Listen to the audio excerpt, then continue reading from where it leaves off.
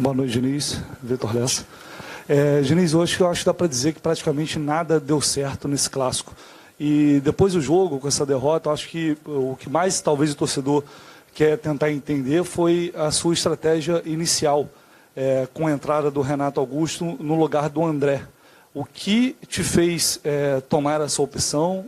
Qual foi? O que você pode explicar dessa estratégia para a gente tentar entender essa opção? Se você acredita que acertou ao escalar o Renato Augusto com dois homens, dois meias, mais de criação, com um homem a menos de marcação no meio de campo, contra um time que tem um setor de meio de campo muito forte também. Primeiramente, boa noite.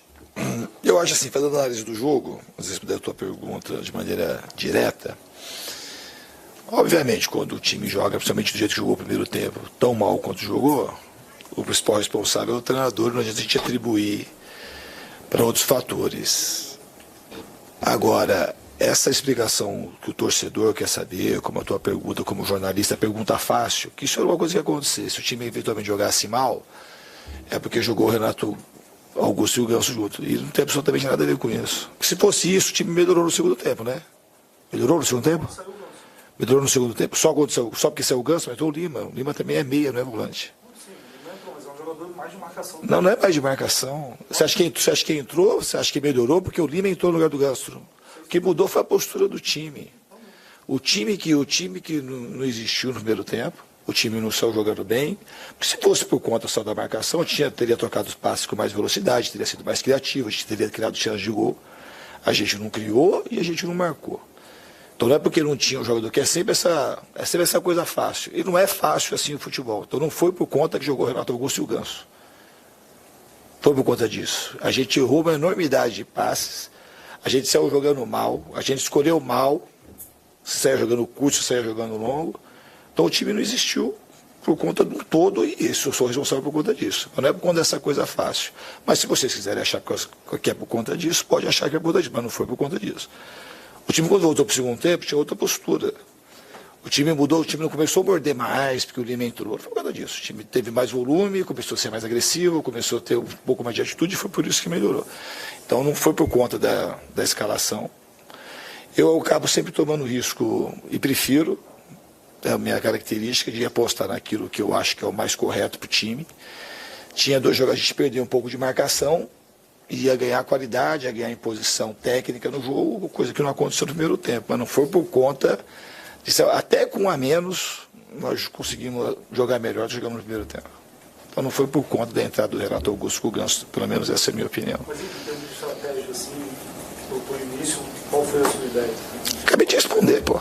Ganhar qualidade técnica, ganhar imposição técnica no jogo. Diniz, boa noite. Jonathan Santos, canal BTB Esportes. Buscando o retrospecto do Fluminense na última temporada, foi o mesmo placar, 2-0 aqui no Maracanã. O Fluminense volta e vira por 4-1 e é campeão. Agora na semifinal. Queria saber quanto isso é uma motivação, algo a mais para o Fluminense conseguir um placar positivo no próximo jogo. A motivação não tem nada a ver com o que aconteceu no ano passado. A gente tem que melhorar muito o que aconteceu hoje no jogo. Ser um time completamente diferente, com outro tipo de postura, uma postura parecida, quando a gente teve no segundo tempo, parecida, né? Que foi ótima também, mas foi muito melhor do que no primeiro tempo. E daí tentar fazer alguma coisa melhor. Então não tem nada a ver o ano passado com esse ano. É uma outra história, não tem nada a ver. Então a gente tem que procurar melhorar muito o que a gente fez hoje. Boa noite, Diniz. Eduardo Alves, da Avável Brasil. O gosto amargo da derrota, sem dúvida nenhuma, mas também por um outro aspecto. O Fluminense chega a 12 clássicos seguidos sem conseguir saborear a vitória. Claro que até quero também estender um pouquinho. Isso não qualifica ou desqualifica nenhum trabalho, não é minha intenção perguntar isso. Mas eu gostaria de saber como que isso é lido internamente por você, pelos jogadores, enfim. Se isso é uma motivação a mais para vencer no próximo final de semana. Boa noite. É uma marca que incomoda todo mundo, uma marca negativa, e a gente está tentando sair dela. Os clássicos que a gente deixou de ganhar, a maioria a gente mereceu não ganhar mesmo. A gente tem jogado mal a maioria dos clássicos e por isso que a gente não conseguiu vencer. Nós temos que jogar bem, marcar bem para poder aumentar nossa chance de vencer. Boa noite, Diniz. Vinícius Alves, da Web Rádio Sintonia Esportiva. Eu gostaria que você fizesse uma análise da falta do André hoje em campo, né? Visto que ele é um dos principais volantes do futebol brasileiro e hoje, no meu ponto de vista, o meio de campo do Fluminense era um meio com menos pegada defensiva. E se for possível também, se existe alguma possibilidade no próximo jogo, no jogo de volta, o André começar na zaga, visto que o Thiago Santos hoje foi expulso e geralmente quando o Fluminense está de desvantagem, você acaba recuando o André para a zaga. A gente não passa ainda nada pela minha cabeça no jogo do próximo sábado. Dá uma olhada nesse jogo, ver o que a gente tem à disposição. Em relação ao André, ele faz falta por conta da qualidade que ele tem. É um dos melhores jogadores do futebol brasileiro, não só da posição.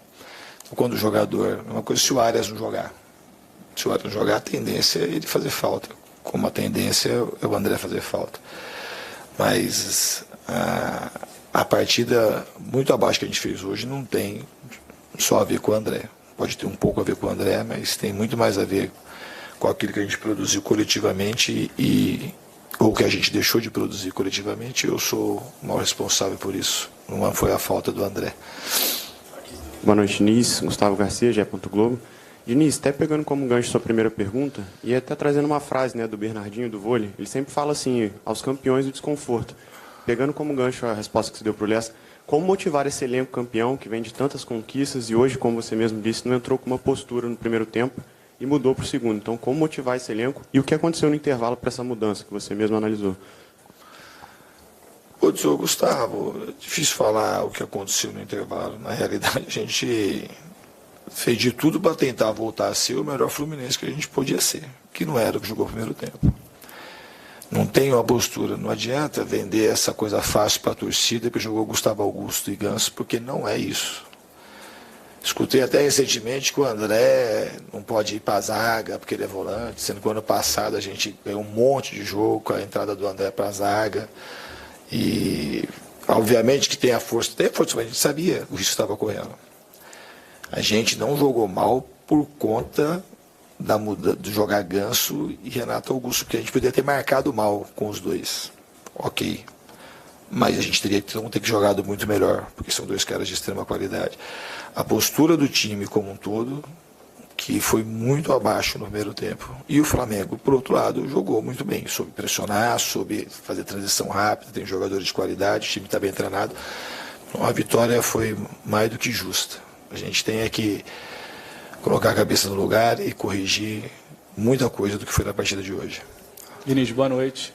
Hoje no Maracanã a gente viu o torcedor do Fluminense, como há muito tempo não via, bem irritado, até direcionou alguns xingamentos a você no final da partida. Como você vê essa postura da torcida e o que você tem a falar para dar esperanças a esse torcedor de vir novamente semana que vem em busca de uma classificação, tirar uma desvantagem aí de 3 gols, né?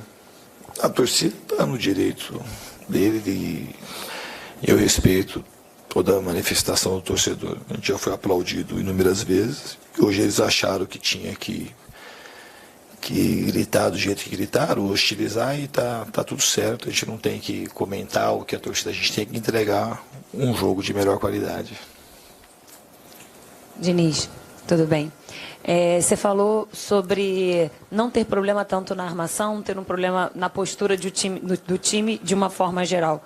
O que dá para fazer em uma semana para mudar a postura do time? E pegando um pouco de carona também na pergunta do Igor sobre a torcida, acho que a virada da irritação teve muito nas últimas substituições, que eles queriam muito o John Kennedy em campo e você acabou chamando o Lele e o Antônio Carlos. Então, se você pudesse explicar um pouco o que você pensou naquele momento para a sua decisão. Não, porque o John Kennedy não era um jogo para entrar o John Kennedy. A gente estava muito mais... A realidade era essa. Tendo uma postura para não tomar o segundo gol do que fazer o primeiro. Se fosse para fazer o primeiro para empatar, se não fosse ter o jogo da volta, eu teria colocado o John Kennedy com certeza. A gente tinha uma possibilidade do Flamengo, a gente jogando atrás, a gente estava ali. A chance maior deles era chute fora da área, como foi, e bola aérea. Então a tentativa do Lele era justamente para mitigar um pouco daquilo que acabou sendo o gol do Flamengo, que era uma bola aérea. E a gente precisava de um jogador para marcar. Se o Keno não pede para sair, a informação que eu tinha é que o Felipe também estava meio que pedindo para sair, senão não teria nem mudado ninguém, porque a gente precisava ali de arranjo, ter um arranjo tático melhor para jogar com um jogador a menos. Então os jogadores estão mais treinados para fazer as funções. Se ninguém pede para sair, não teria nem mudado até o final da partida. Na minha opinião, não era um jogo para entrar o John, porque a gente não tinha, era capaz de ele tentar puxar o time para frente sozinho, a gente ficar, por causa do ímpeto que ele tem, e a gente ficar mais espaçado.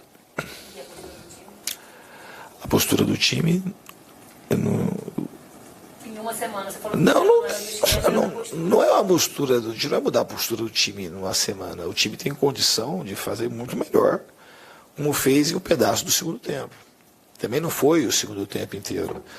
Foi assim, a gente voltou com uma postura um pouco diferente, ou bem diferente do primeiro tempo, e começou a envolver, começou a chegar, começou a criar, e o jogo começou a ficar mais equilibrado.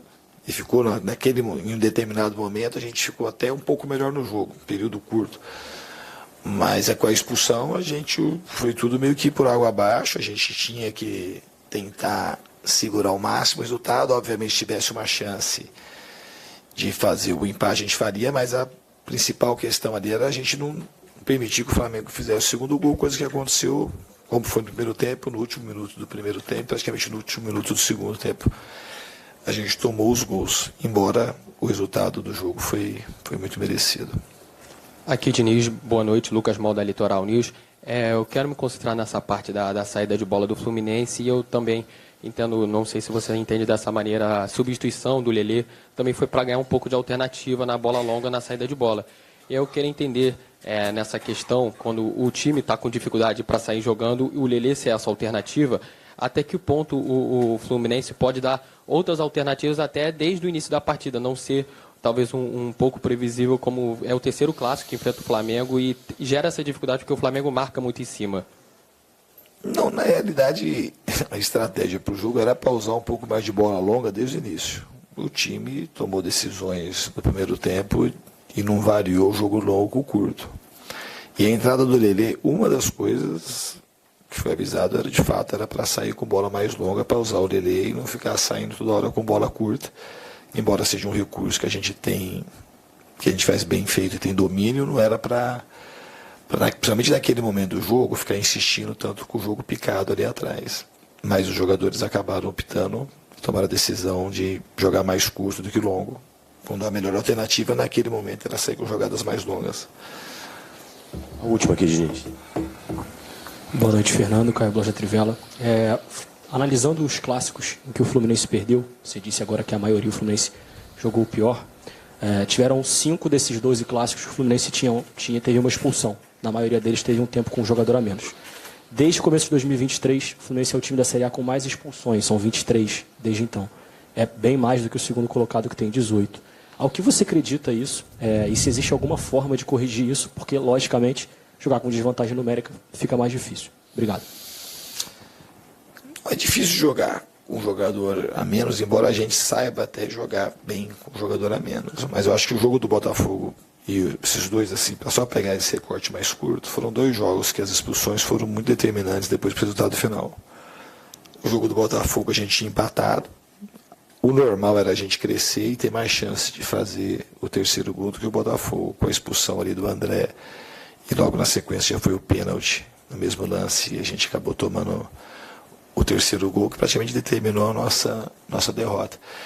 E hoje também, no nosso melhor momento do jogo, o Thiago foi expulso e o jogo, a hora que era a nossa chance de poder empatar e até virar o jogo, ela meio que ficou muito dificultada com a expulsão.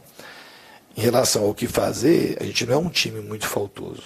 Eu não sei, assim, o porquê que a gente teve tanto jogador expulso, mas é uma coisa para a gente tentar estudar um pouco melhor e tentar ver o que pode ser feito para evitar essas expulsões, mas eu não saberia te responder agora o que fazer para evitar. A gente faz muita coisa para evitar, porque o time não é um time faltoso, não é um time violento, mas, todavia, é um número exagerado de cartões vermelhos.